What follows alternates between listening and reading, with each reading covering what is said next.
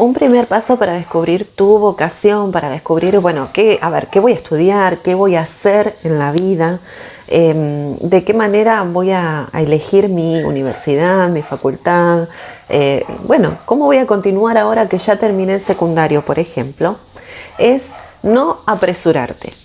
Aunque tengas todo el deseo, todas las ganas de, ya saber qué voy a hacer y dónde voy a comenzar o cómo, primero tenés que hacer una pausa, darte un poco de tiempo para que, digamos, ese camino que elijas sea un poco más certero y no tengas que andar dando vueltas y frustrarte por haber elegido mal o por haberte apresurado, justamente. Entonces la cuestión es poder darte un tiempito como para poder conocerte un poco más, para poder indagar adentro tuyo y saber, cuáles son mis intereses, cuáles son mis gustos, qué habilidades tengo, de qué manera paso justamente el tiempo libre que tengo y disfruto mucho haciendo determinada cosa, determinada actividad. Y entonces con este conocimiento que uno va teniendo, con este investigarse a sí mismo, uno puede descubrir también hacia dónde quiere ir. Porque tal vez en este momento estés parado en la vida y te están diciendo, seguí la carrera que hicieron tus padres, seguí lo que te sugieren tus amigos, o hacé una carrera corta, entre comillas, esto lo escucho muchísimo, una carrera corta para poder tener dinero y después ves qué haces. Bueno, la idea no es esa. Y algunos jóvenes, inclusive algunos adultos también, me consultan por su proyecto de vida. Me dicen, la verdad no sé dónde ir, no sé hacia dónde voy en la vida. Necesito orientación. Y justamente a veces cuando hablamos de orientación, lo dedicamos únicamente a la orientación vocacional, como si fuese solo un aspecto de nuestra vida, cuando en realidad es sumamente importante para armar todo un proyecto de vida que justamente te va a hacer ir hacia un lugar o hacia otro. Entonces, ¿qué te parece tener un proyecto de vida que pueda realmente representar, de vida y profesional y laboral, que pueda representar tus intereses, tus gustos, tus aptitudes, tus habilidades, capacidades, deseos internos? Y que este proyecto justamente sea sustentable en el tiempo, que sea constante en el tiempo y que de alguna manera te pueda permitir tu crecimiento personal continuo. Eso es posible, pero hay ciertas cuestiones o ciertos pasos a seguir que puedan facilitarnos, digamos, este camino y el acceso a poder lograr tener los objetivos más claros de nuestra vida y un proyecto entonces que nos represente realmente. Una de las preguntas que te podés hacer al elegir tu carrera, tu profesión futura es, ¿cuáles son las materias de las cuales yo disfrutaba más? ¿Cuáles me resultaban más sencillas? ¿Y cuáles materias no, para nada? Me costaban un montón, no quería tenerlas, me resultaban tediosas y demás. Porque esa es una señal justamente que en la carrera que vayas a elegir, te fijes cuáles van a ser los contenidos que vas a tener, cuáles son las materias que vas a tener habitualmente, que tengan que ver más con tus gustos y con tus intereses personales y no que sea todo un recorrido tedioso o pesado para vos en lo pedagógico. Entonces, en primer término, esa es una de las preguntas que te puedes hacer muy sencillas para empezar a pensar en una carrera futura. Y hay dos preguntas que te puedes hacer también pensando en tu carrera futura. Una de estas es, ¿qué crees vos que tenés en tu personalidad? ¿Qué características tenés en tu personalidad que te han ayudado a obtener el éxito en determinada carrera o materia que venís haciendo hasta ahora o en ciertas actividades? Por ejemplo, si estás en el secundario, terminaste el secundario, cuando tenías éxito en algunas materias, ¿por qué era?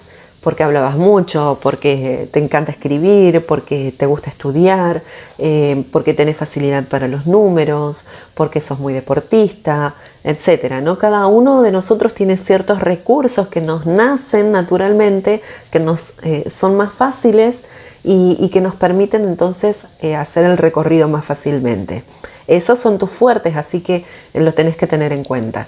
Y la otra pregunta es, ¿qué cosas de mi personalidad me impedían llegar a tener éxito y que debo mejorar en cuanto al aprendizaje, ¿no? Si por ejemplo tengo mucha dispersión, o sea que no logro tener atención, bueno, hay carreras que no son para vos, porque obviamente necesitas de ese recurso para tener un recorrido estable dentro de lo que es la materia de la carrera. Algo que también podés pensar es, bueno, ¿en qué me gustaría trabajar cuando sea grande, entre comillas? ¿Qué empleos te llaman la atención? ¿Cómo te imaginas tu vida futura en cuanto a lo laboral? Me gustaría trabajar en una oficina, siempre me imaginé dentro de un hospital o de un colegio. La verdad que me encantaría trabajar en una construcción o me gusta estar con cuadernos y lápices y cosas de escritorio. O no, me gusta estar libre en un espacio abierto. Pensar cómo te imaginas, porque esa va a ser tu realidad dentro de un tiempito constante, ¿sí? Por varias horas, todos los días de la semana vas a estar en un determinado ambiente, con determinado grupo de personas, haciendo una actividad específica. Por lo tanto, si realmente te gusta estar en un lugar cerrado, tranquilo, onda secretario, bueno, no te vas a poner a ser un profesor de educación física donde vas a estar en otro ambiente completamente diferente. O si te gusta la medicina, o si te gusta algún otro espacio que sea muy, muy específico, tiene que tener características que realmente te llamen la atención y que te gusten o que te imagines en ese momento. Y para elegir mi carrera también tengo que reconocer cuáles son las amenazas que tengo en este camino a elegir justamente. Las amenazas tienen que ver con esos puntos que son débiles, pero que no son propios nuestros, sino que tienen que ver con el entorno, con el medio ambiente que nos rodea o con la historia que nos ha tocado vivir. Por ejemplo, una amenaza puede ser, bueno, no tengo los recursos económicos que necesito para cursar esta carrera. ¿Qué es lo que puedo hacer con respecto a esto? Otro punto que puede convertirse en una amenaza es no tengo apoyo familiar o la carrera que elijo cursar está muy lejos de mi hogar. Bueno, tengo que pensar cómo voy a hacer entonces para poder realizar este proyecto que tengo.